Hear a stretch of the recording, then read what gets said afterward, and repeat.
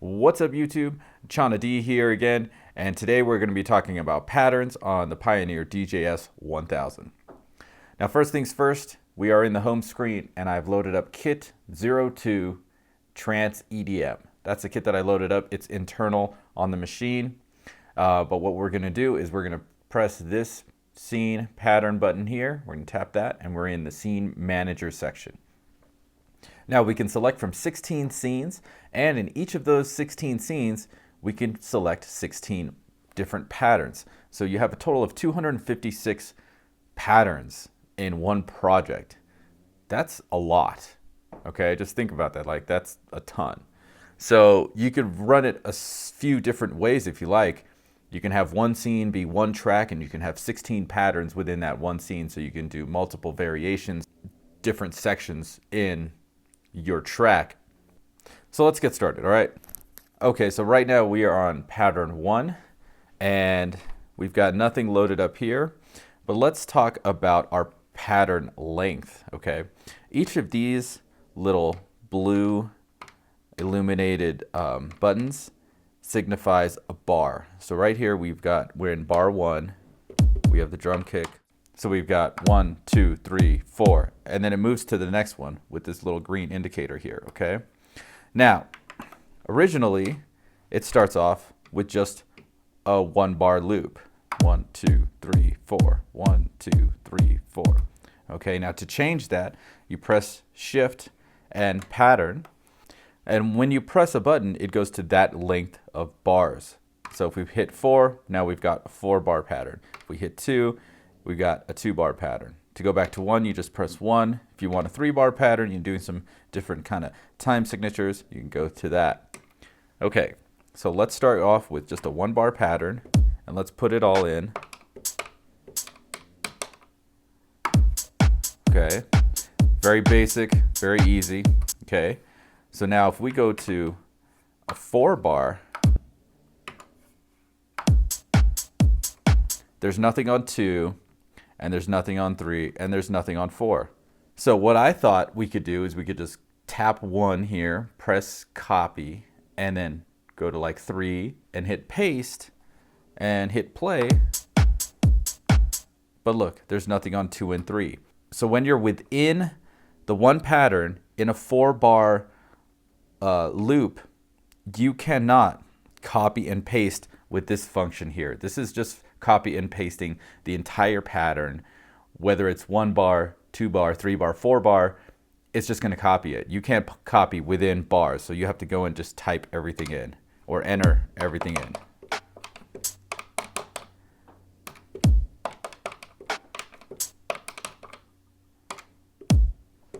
Oh, I already have the stuff there. So now, and it should just loop around. So to change, items on here, let's say on the second bar we do this, add that kick drum there. So each bar section has to be highlighted for you to make any changes. So we'll hear this on the 2, right? Okay, so let's go do a little turnaround on 4.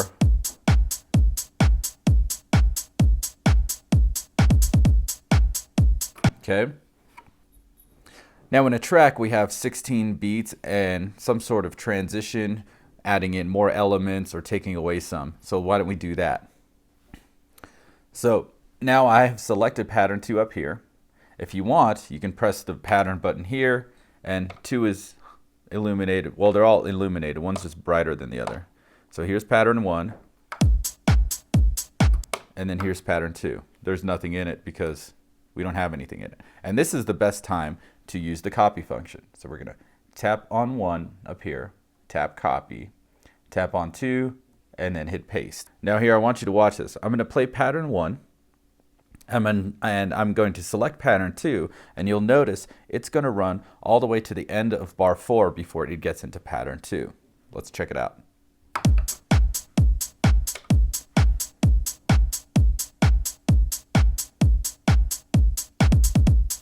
There it goes. Now we're in pattern 2. Now to go back to pattern 1, it'll do it after the 4th bar. right? There we go. And let's add something. So to get out of this pattern select area, press pattern again. So let's go with that.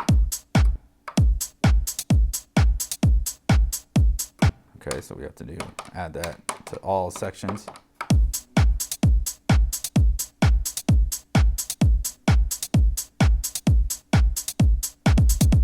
All right, cool. So now let's go back to pattern 1, hit play, and let it roll into pattern 2.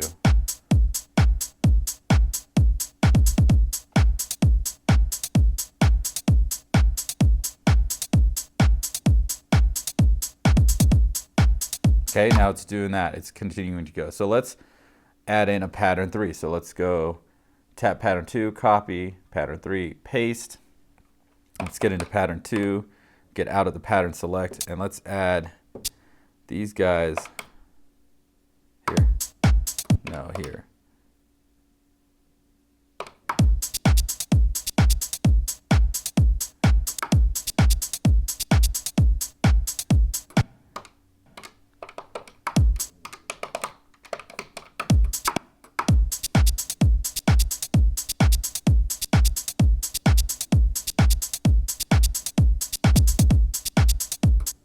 All right, so this is what we've got. Let's go to pattern 1.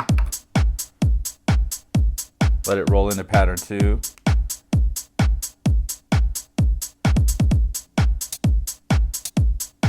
And into pattern 3.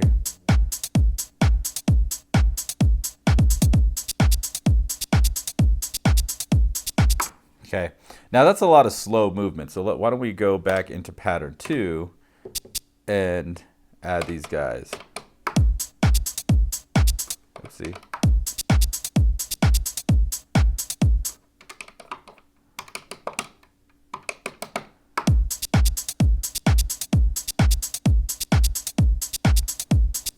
And now since the second pattern is going to be, this is going to be 16 beats, this is going to be 32 beats, let's have like some sort of swoosh here or build here, and then like a crash symbol here in pattern 3. Okay, so let's do the pattern 3 one because that's easy. I know there's a crash symbol right there, so it'll go right there on 1. Okay, and then let's go back to pattern 2, and here's the reverse symbol here we can use, and we're going to want to use it on the 4th beat, probably here. It's 1, 2, 3, 4. Wait, no. 1, 2, 3. That's we're just going to have to listen to it.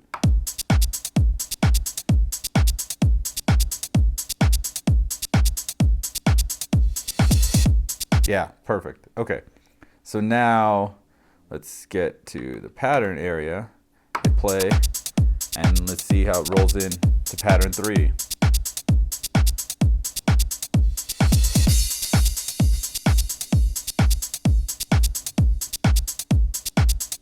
There we go. Did you hear that?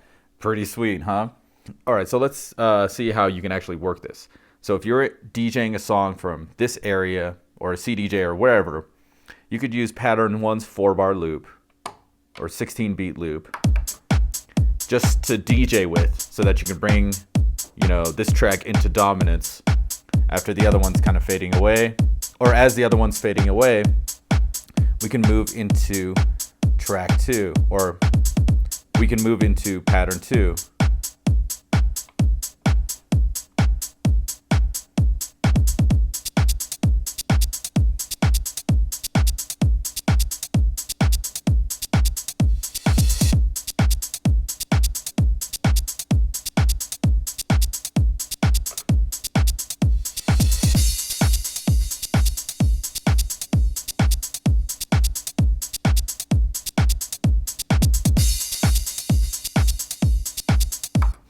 Now, here's the other issue that I thought of when I was planning this tutorial, is that when we play this, we do have that pesky crash every 16 beats, and we don't want that. We want that crash every 32 beats. And then with pattern 2 at the very end, we have that. So what I'm going to do is I'm going to break it up even more So I'm going to split these guys into two bar patterns. Okay. All right, let me change a few things around here. So these are going to be without any effects, meaning it's not going to have a whoosh or a build or a crash or anything like that. This is going to be our basic 4-bar loop. Okay. This is going to be our 2-bar loop that just goes through that. This is going to be a 2-bar loop as well. Okay. Now these two are going to be the ones that have the effects in it, or the other items. So we're going to go like this.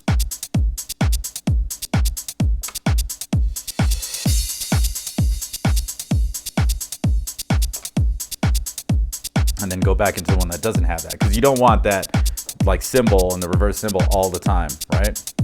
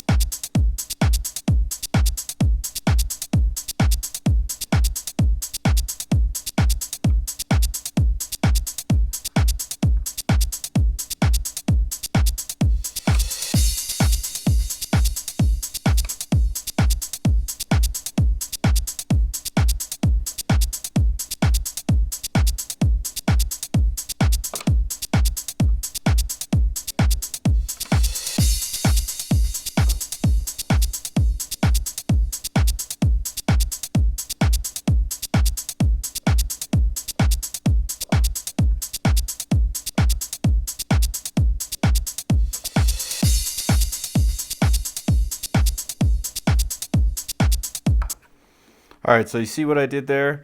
I tried to break it up into 2-bar loop, 2-bar loop. These are just the static loops that have nothing going on, and these ones have the reverse cymbal and the crash cymbal. Just a way to kind of throw it in there when you're ready to throw it in there. You can keep it going longer on the 2 bars if you like, to try and get that whole 32 beat feel going on. All right, so here on pattern 5, I've created this pattern.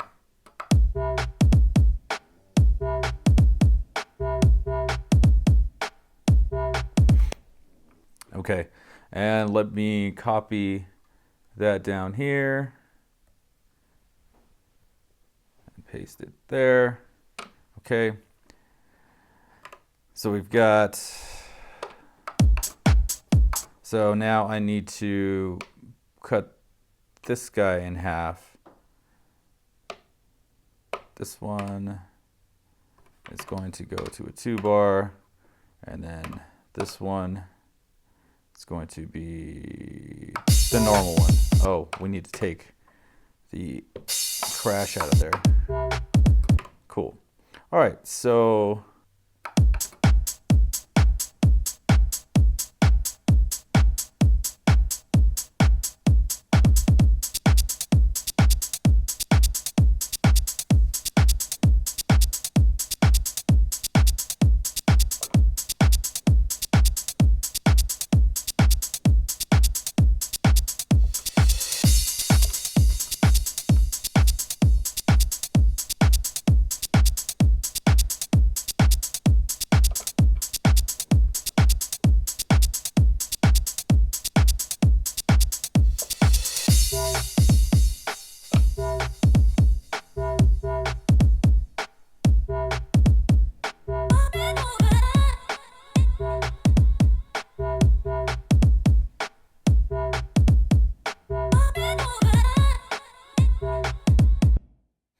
all right, so there you have it. And that's not like the way you should do it. That's just one way I came up with today to try and kind of work with these patterns to like dismantle a track into the parts that you need the most. So you could do it with all 4-bar loops if you like, and you can, you know, do the, these by yourself. Like, so it doesn't really matter, what I'm saying or the way I'm doing it. You guys can break up these 16 patterns per track just based on how you want to do it and you want to set up your live performance. Like I said before, I'm just kind of fumbling through all this. So if you guys have any better ideas, definitely put them down in the comments below. The next video, we're going to be working with scenes and how to figure out how scenes and patterns work in conjunction with each other. If you have a video you'd like me to make on some sort of functionality of the DJS-1000, definitely leave that in the comments as well. All right, that's it for today. See you next time. Peace.